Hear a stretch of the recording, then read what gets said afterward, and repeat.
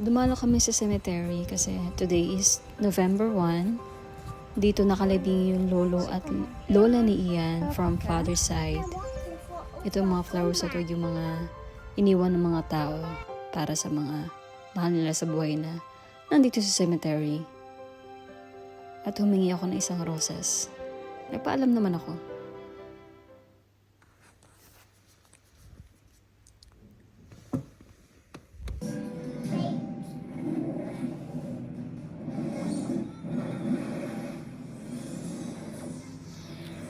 Ito, may binili kaming bagong aquarium today. Nilagyan ko na siya ng tubig tsaka yung mga accessories.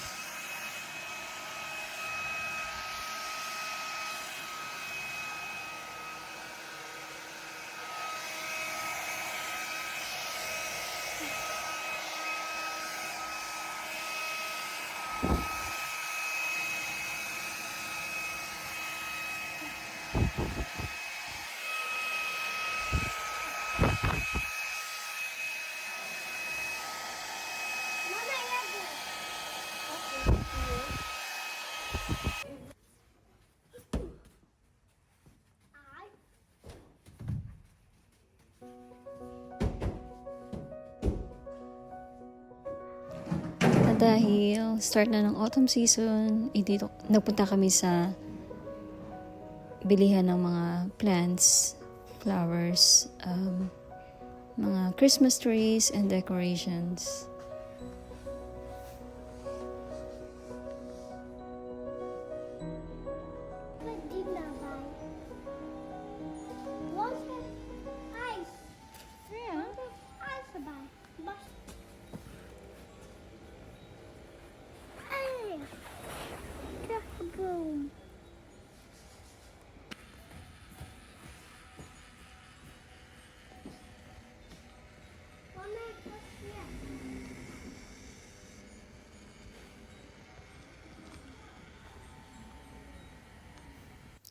At ito na nga, after 1 week or 2 weeks, bumili na kami ng mga bagong pets.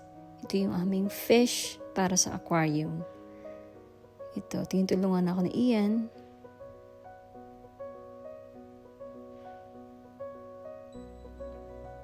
At ayan na sila.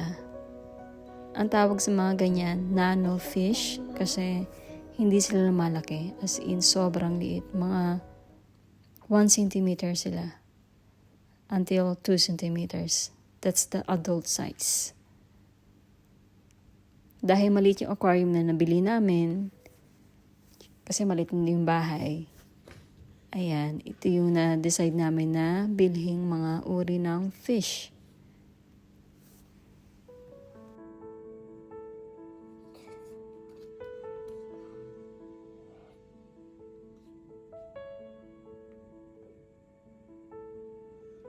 Go. Yeah.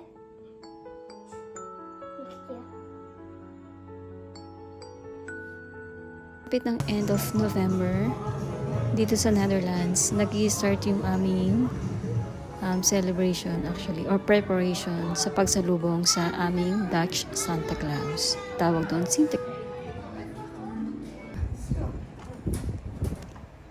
Officially, autumn na talaga kapag November, kaya lagas na yung mga puno at mga plants. At this morning, si Ian excited kasi kahapon dumating si Santa Claus or yung Dutch Santa Claus namin. Traditionally, may iniiwan silang mga gift sa mga kids in the morning. Wow! Tingnan mo na yung set. Tingnan mo na yung set.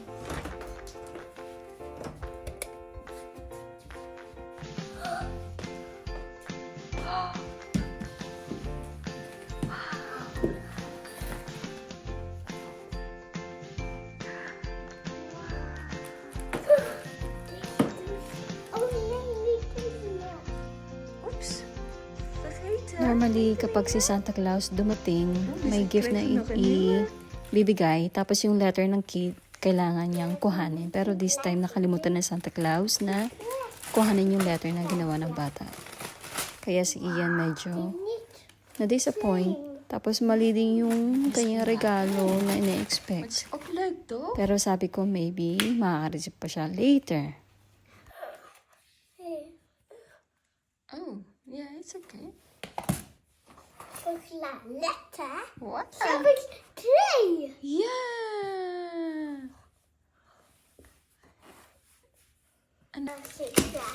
Ano sabi mo? Ano sabi, Ian? At happy ang bata. Ito kumakain na siya ng chocolate letter. Of course, pangalan niya nag-start ng letter F. Kaya ay na-receive niya kay Santa Claus or Santa Claus.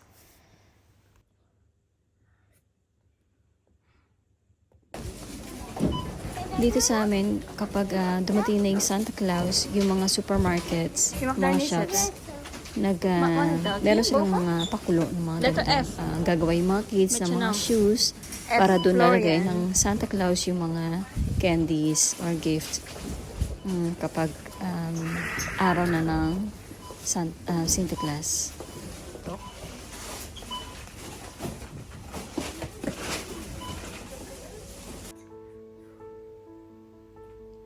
At meron na rin kami, of course, Christmas tree sa bahay. Ayan. Napaka cozy tignan.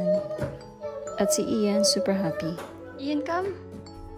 Come here. Punta ka dun sa ano.